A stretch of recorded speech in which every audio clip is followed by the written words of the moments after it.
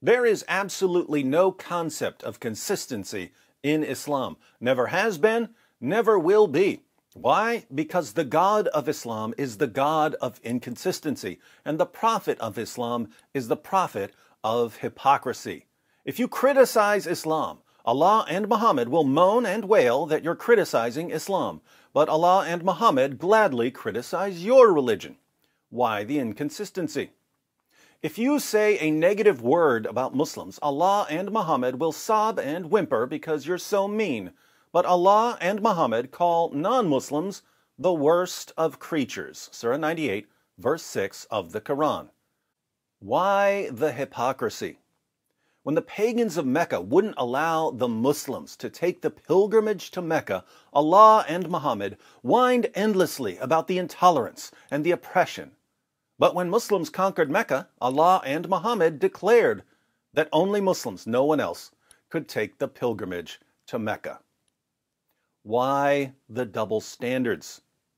Inconsistency, hypocrisy, and double standards, Islam's unholy trinity. Last week, I challenged Muslims to give me one unequivocal statement from the Quran saying that the text of the gospel has been corrupted. I warned them, because I knew what I was planning, I warned them not to give me verses that don't refer to the gospel or that don't refer to the corruption of the text. Muslims responded with an array of Quran verses that don't refer to the gospel and don't refer to the corruption of the text. And they repeatedly claimed to have met my challenge.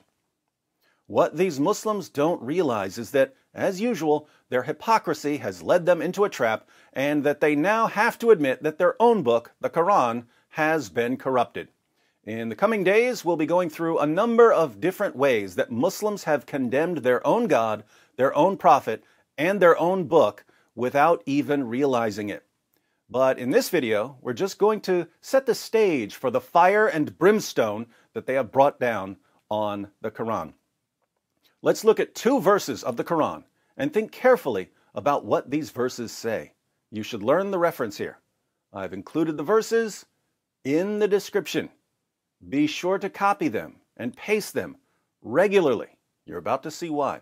Surah 15, verses 90 to 91 of the Quran.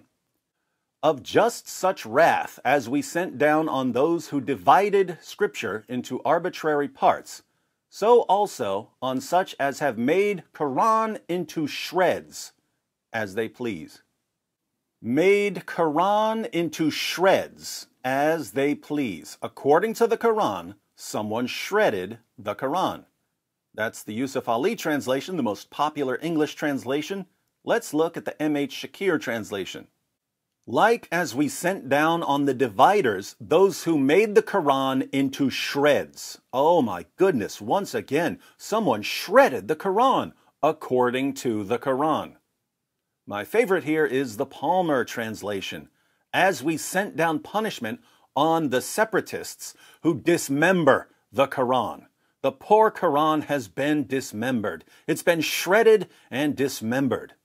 Again, these verses in all three translations are in the description box. Copy them, paste them, and keep pasting them until Muslims finally get the point. What's the point?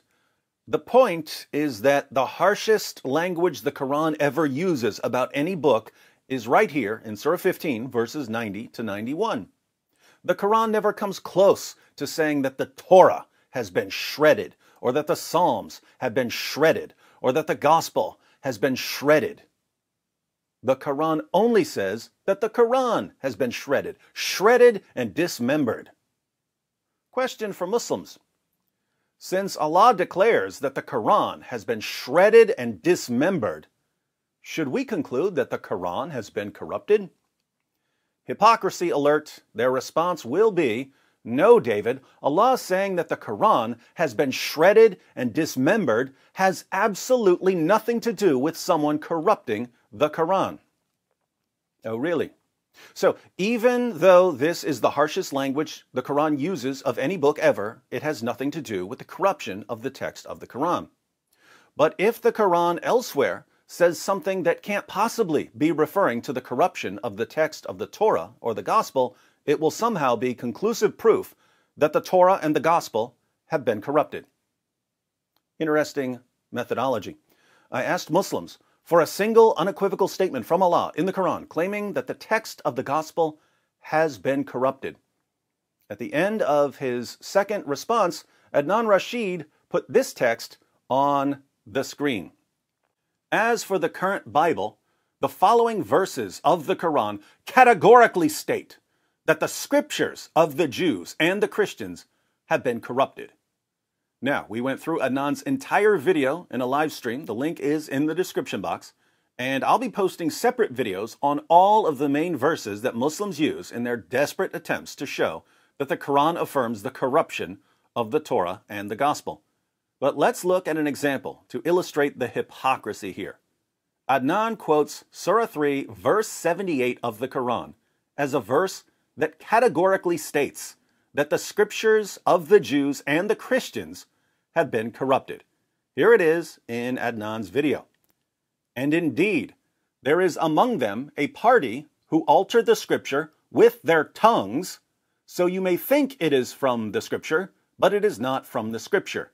And they say, this is from Allah, but it is not from Allah. And they speak untruth about Allah while they know.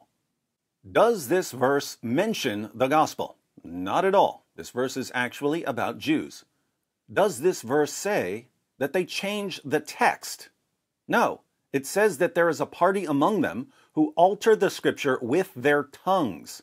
So, there are some Jews who say, the Torah says such and such, when it's not really in the Torah. Does that suggest in any way that the text of the Torah has been corrupted? Muslims will say, yes, obviously, because they're hypocrites. Watch how quickly I can get them to contradict themselves. Every conversation goes something like this. Muslims, don't you say that various groups like Shias or Sufis or Ahmadis or ISIS jihadis misrepresent and distort what the Quran says? Yes, we do say that. Does this mean that the text of the Quran has been corrupted? Not at all. If I go around telling people that the Quran says that I'm a prophet, wouldn't I be altering your scripture with my tongue? Yes, you would, David. Would this have anything to do with the corruption of the Quran? Absolutely not. So you would agree that if someone is misrepresenting a text in his speech, this has nothing to do with the text being corrupted, right? Yes, as long as we're talking about the Quran, we know that simply misrepresenting what the text says doesn't change the text. But if the Quran says that a certain group of Jews altered the Torah with their mouths, that means that the text of the Torah has been corrupted. Yes, clearly and indisputably. Yes, if someone misrepresents the Torah, he's magically altering the text of the Torah. So here's what we have. If the Quran says that certain Jews misrepresent in their speech what the Torah says, Muslims take this as indisputable proof that the Quran categorically affirms the corruption, not only of the Torah, but also of the gospel. I regard that conclusion as delusional and borderline insane. But if you ask these same Muslims whether the Quran's claim that the Quran has been shredded and dismembered suggests in any way that the Quran has been corrupted, they say no.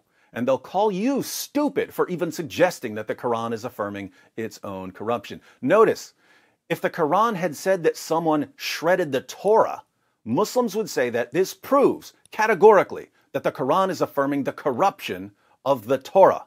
It would be their go-to verse.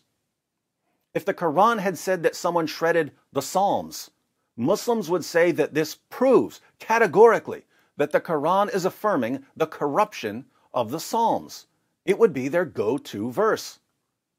If the Quran had said that someone shredded the gospel, Muslims would say that this proves categorically that the Quran is affirming the corruption of the gospel. It would be their go-to verse. But since the Quran says that someone shredded the Quran, Muslims say that it has nothing to do with the corruption of the text. It's their no-go-to verse. Muslims decide ahead of time what they want Allah to say, and then they go to the Qur'an and twist and distort Allah's statements until He says what they want Him to say. Here again, Muslims treat Allah like a dog that's only allowed to speak when they say, "Speak." Muslims, why are you like this? You're like this because your religion forces you to be like this. Your God, the God of inconsistency, and your prophet, the prophet of hypocrisy, and your book, the book of double standards, your unholy trinity of irrationality, have forced you to be like this. And now you're all going to help me show the world what your religion really is. Welcome to Panic Land. Population 1.6 billion. Talk to you tomorrow.